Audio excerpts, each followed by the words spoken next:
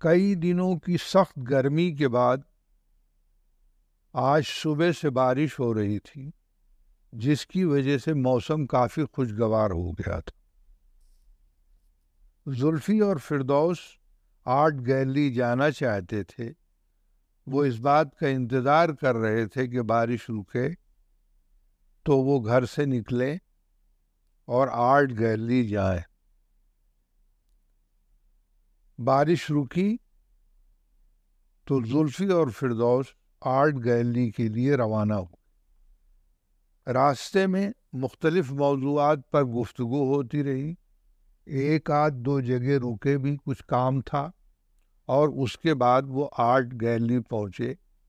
زلفی نے کار روکتے ہوئے کہا، لو تمہاری آرٹ گیلری آ گئی۔ آج چونکہ سنڈے تھا اور ڈرائیور کی چھٹی تھی، اس لیے کار زلفی خود ہی چلا رہا تھا۔ کار پارک کر کے زلفی اور فردوس آرٹ گیلری کی طرف بڑھے ہی تھے کہ وہاں آرٹ گیلری کے مینیجر نے انہیں دیکھ لیا۔ ہیلو ہائے ہوا۔ دونوں نے ہر طرح سے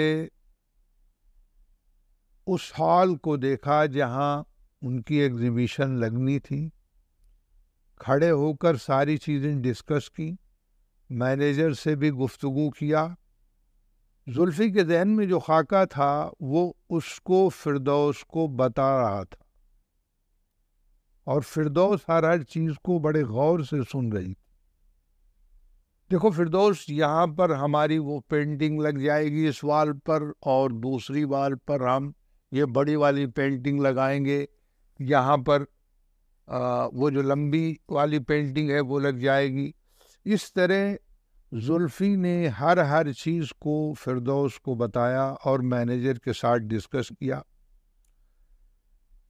چونکہ مینیجر کے سامنے ساری باتیں ہوئیں، اس لیے مینیجر نے بھی جو اس کے ذہن میں آئیڈیاز تھے اور جو وہاں کے قوانین تھے اس کے تحت مینیجر نے بھی اپنی باتیں کہیں۔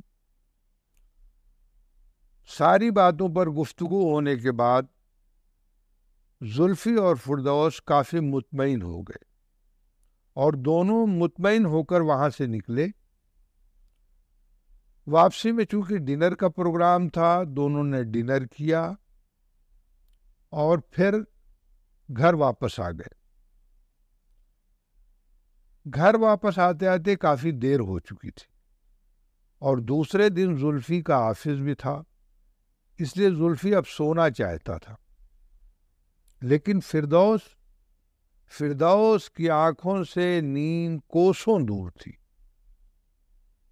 فردوس کی دلچسپی اب اس ایگزیبیشن میں کافی بڑھ گئی تھی۔ جیسے جیسے تاریخ قریب آ رہی تھی، اس پر ایک انچاہا پریشر بھی بڑھتا جا رہا تھا۔ بیڈ پر لیٹی ہوئی وہ بہت دیر تک یہی سب سوچتی رہی اور انہی خیالوں میں گم تھی۔ اسی میں اس کی آنکھ لگ گئی اور وہ سو گئی۔ چونکہ وہ کافی دیر سے سوئی تھی، اس لیے اس کی آنکھ بھی دیر سے کھلی۔ جب اس کی آنکھ کھلی تو اس نے دیکھا کہ زلفی بیڈ سے غائب ہے۔ وہ اچانک اٹھی اور گھڑی پہ نظر پڑی تو اسے خیال آیا کہ زلفی شاید واش روم میں ہے۔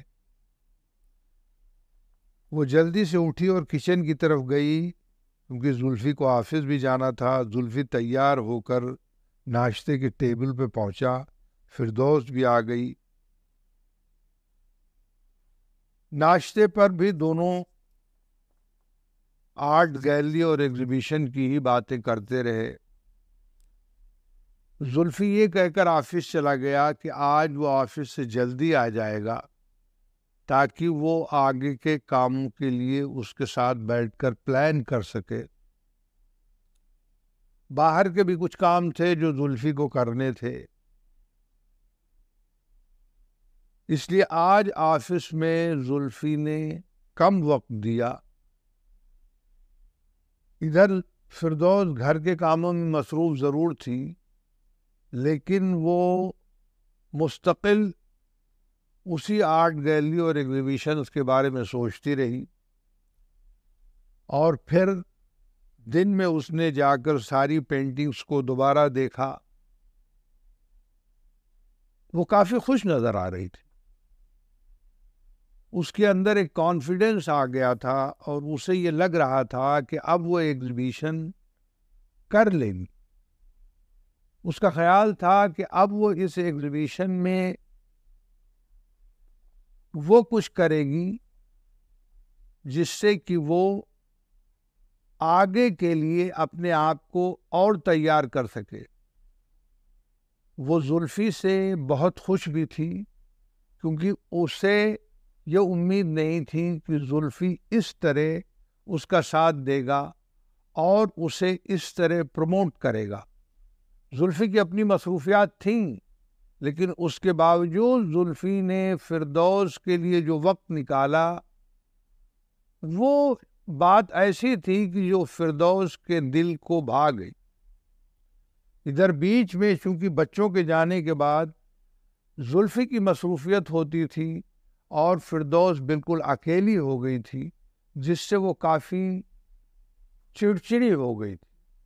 لیکن ان چند دنوں میں اس کے اندر ایک دم تبدیلی آ گئی تھی، اور اب وہ بہت خوش رہنے لگی تھی.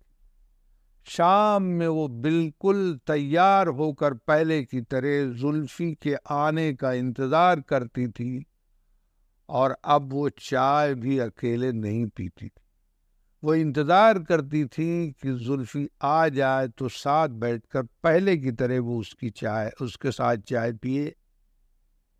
اب ان کی زندگی پہلے کی طرح خوشگوار ہو گئی تھی، اور وہ شکایتیں آپس میں، وہ تلخیاں جو پیدا ہونے لگی تھیں، وہ کافی حد تک دور ہو گئی تھی.